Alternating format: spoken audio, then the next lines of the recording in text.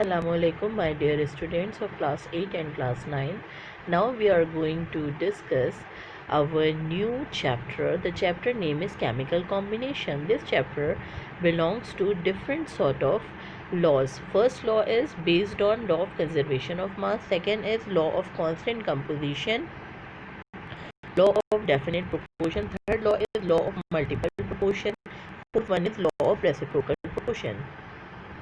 Now we are going to discuss first law, law of conservation of mass. Law of conservation of mass है क्या? Law of conservation of mass.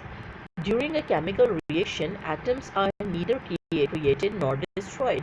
The number of atoms remains constant throughout the reaction.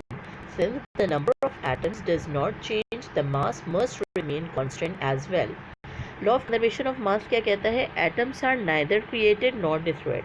Atom ना ही create किए जा सकते हैं ना ही destroy किए जा सकते हैं. The number of atoms remains constant through out the reaction.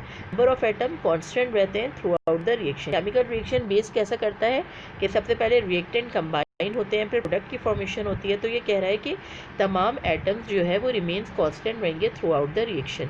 Since the number of atoms does not change, number of atoms change नहीं हो सकते, the mass must remain constant as well. और जो इसका mass है वो भी जो है वो constant रहता है.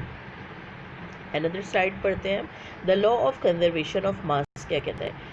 The law of conservation of mass states that matter cannot be created or destroyed in a chemical reaction. For example, when wood burns, अब हम basically law of conservation of मास की एग्जाम्पल पढ़ जा रहे हैं.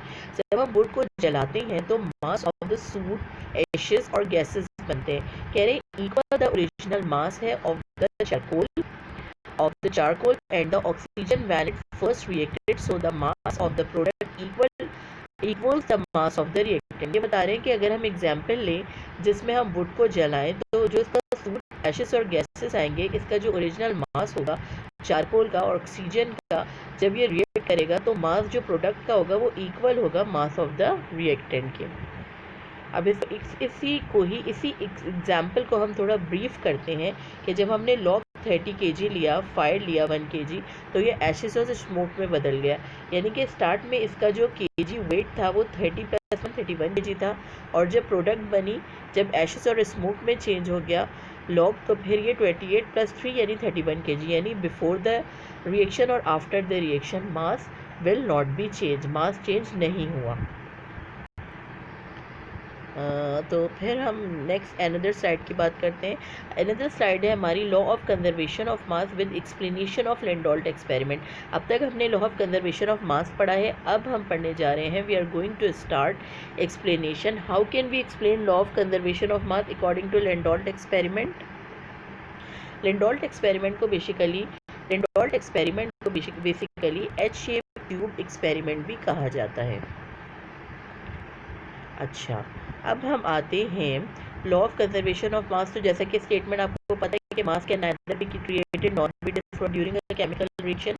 अब हम एक्सपेरिमेंटल वेरिफिकेशन करने जा रहे हैं. बेसिकली इसने क्या किया, इसने एक एच शेप ट्यूब ली जिसे लेंडोल्ट ट्यूब भी कहा जाता है.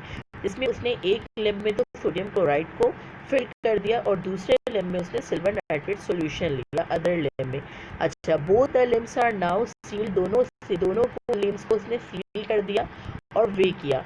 जब ट्यूब जो है वो एवर्टेड हुई, so that the solution can mix up together. जब ये मिक्स हुए तो रिएक्शन केमिकली हुआ. केमिकल रिएक्शन बेटा कैसा होता है, पहले रिएक्टेंट बनते हैं फिर प्रोडक्ट की फॉर्मेशन होती है.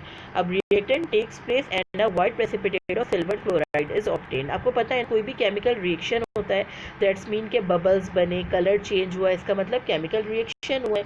जब सिल्वर नाइट्रेट और सोडियम क्लोराइड की कॉम्बिनेशन हुई, रिएक्टेंट कंबाइन हुए, तो प्रोडक्ट की फॉर्मेशन में सिल्वर क्लोराइड और सोडियम नाइट्रेट बना.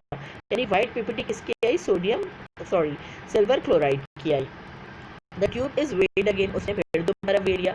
तो अब उसके दोबारा वेग से क्या हुआ, mass of the tube is found to be exactly the same as the mass obtained before inverting the tube. वो कह रहे हैं इन्वर्टिंग ट्यूब से पहले जो मास था वही रहा जो कि पहले मास था. यानी कि mass of the tube are found to be exactly the same. वही मास पहले भी रहा, रिएक्टेंट का भी वही रहा, प्रोडक्ट की फॉर्मेशन के बाद भी जो है वो मास सेम रहा। तो यानी ये एक्सपेरिमेंट क्लियरली वेरीफाई करता है लॉ ऑफ कंजर्वेशन ऑफ मास को।